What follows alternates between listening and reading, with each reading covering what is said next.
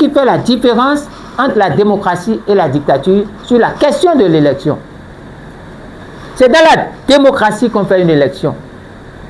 Dans la dictature, on ne fait pas une élection. Je ne sais pas si vous comprenez. Dans la démocratie, on fait une élection. Dans la dictature, on ne fait pas une élection. Et la dictature commence quand? Parce que voilà encore un jeu sur lequel on trompe tout le monde. Et ça, c'est le travail des diplômés. Il y a des diplômés que vous n'allez pas confondre aux intellectuels. Nous avons beaucoup de diplômés dans le pays, mais qui sont des cancres, des dangers. Et ce sont les ingénieurs de fabrique du mensonge, de la manipulation du faux, des spécialistes. Lorsque vous parlez de démocratie, vous avez élection. Mais lorsque vous parlez de dictature, vous n'avez pas élection. Pourquoi? Parce que la dictature commence dans des nuances. La première nuance, on vous dira qu'il est autoritaire. C'est un chef autoritaire. C'est un régime autoritaire. Mais dès qu'ils disent ça, c'est qu'ils ne veulent pas l'appeler dictature et tyrannie. Ils vous trompent. Ils altèrent votre compréhension de la situation. Ils vous anesthésient, ils vous distraient. Ils vous font faire ça de l'anesthésie. Douce, douce. On vous fait glisser de la démocratie. On dit qu'il est autoritaire. Mais celui qui est autoritaire, vous savez ce que ça veut dire? C'est qu'il laisse le système démocratique en phase, mais exploite les failles de la démocratie pour détruire, pour faire, ce qu'on appelle la démocraticide. Je ne sais pas si ça existe, pour tuer la démocratie.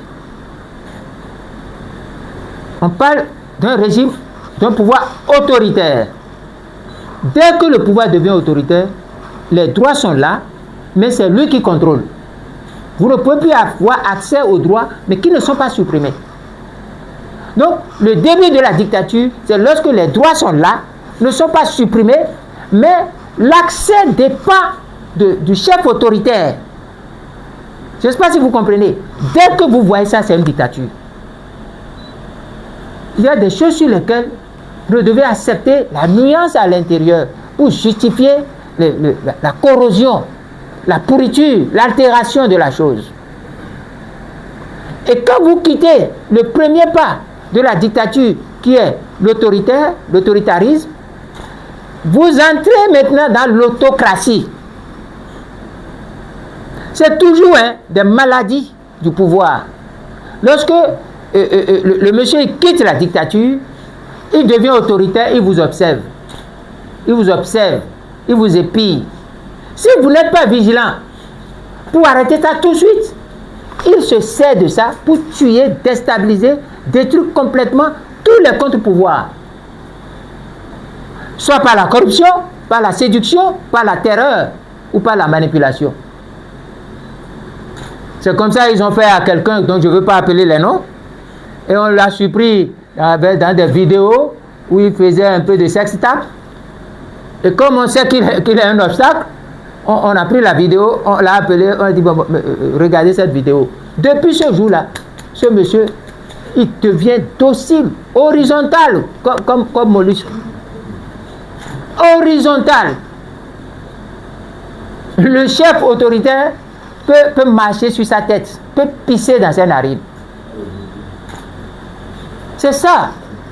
Donc, lorsque vous voyez ça, sortez du système et combattez en même temps. Mais quand il quitte l'autoritarisme, il va à l'autocratie. L'autocratie, maintenant, il s'attaque aux droits. Ce n'est plus que les droits sont là.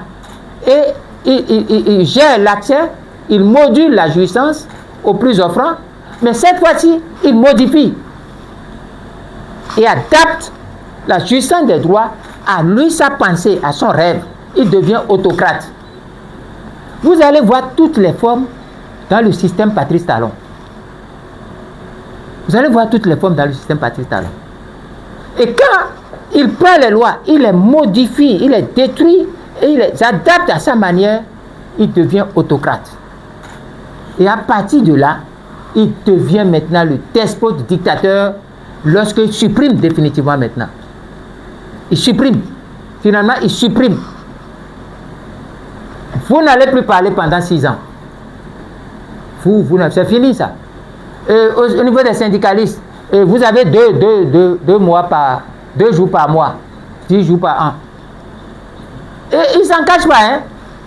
Dès qu'il fait le jeu, il dit, dès que c'est promulgué, dès que c'est voté, moi je promulgue et je mets en application. C'est comme ça qu'on voit les nuances. De la démocratie, on passe à l'autoritarisme. De l'autoritarisme, on passe à l'autocratie. De l'autocratie, on va vers la dictature tyrannique, despotique et cruelle. Et vous avez tous les tableaux. Depuis 2016, vous avez tous les tableaux. Nous sommes dans le dernier tableau qui ouvre sur la tyrannie. C'est ça, pour ça que je devais vous expliquer ça. Cette chronologie, vous devez voir pour comprendre la faute, l'état d'ignorance de la population. La faute nous incombe, nous les acteurs politiques. C'est parce que nous avons failli à notre mission. Pour répondre à celui qui a dit, qu'est-ce qu'il faut faire lorsque cette bataille va finir? Que faut-il faire pour ne plus tomber dedans? C'est l'éducation à la citoyenneté. C'est l'éducation à la citoyenneté. Il faut revoir le programme d'enseignement, surtout dans les sections des sciences humaines, des sciences de la pensée critique. Former les citoyens à la pensée critique. Et cette formation ne peut se faire que lorsqu'on crée des modules, lorsqu'on crée des cursus de formation à la citoyenneté et aux droits de l'homme. C'est la seule chose, c'est l'éducation qui éveille. C'est l'éducation qui va sauver le monde. Parce que c'est l'ignorance qui tue le monde. Je profite pour vous répondre rapidement à cette question parce que j'ai dans ma tête qu'une telle question a transpiré tout à l'heure à chose là. Que faut-il faire? C'est l'éducation à la citoyenneté. Et qu'il faut le faire à partir de la maternelle. À partir de la maternelle, avec un coefficient très fort. Et même s'il y a des concours de recrutement, dans n'importe quel cycle, il doit y avoir une matière, une discipline à forte moyenne qui doit être l'éducation à la citoyenneté. Nous, quand on était petits, on était jeunes, il y avait l'éducation au patriotisme. Patriotisme, probité. Vous ne pouvez pas voler, on vous dit vous ne pouvez pas voler, vous ne pouvez pas. Les biens de l'État sont respectés. Le bien public est respecté. C'est l'éducation. Je n'ai pas de solution magique que l'éducation. Et Mandela l'a dit.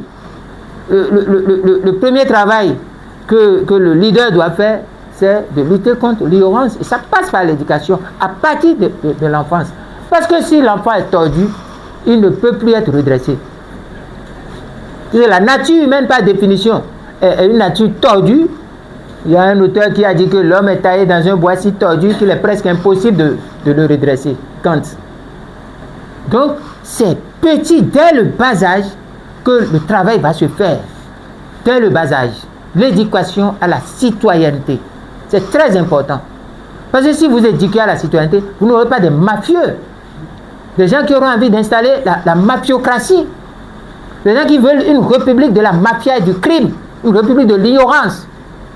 Après des aides de compétences, c'est la république de l'ignorance qu'on veut installer. La république de quoi? De quoi? Ça veut dire quoi ça? Ce qu'ils écrivent là. Mais c'est révoltant. Donc l'alternance dont vous parlez n'est pas possible. Ce n'est pas possible.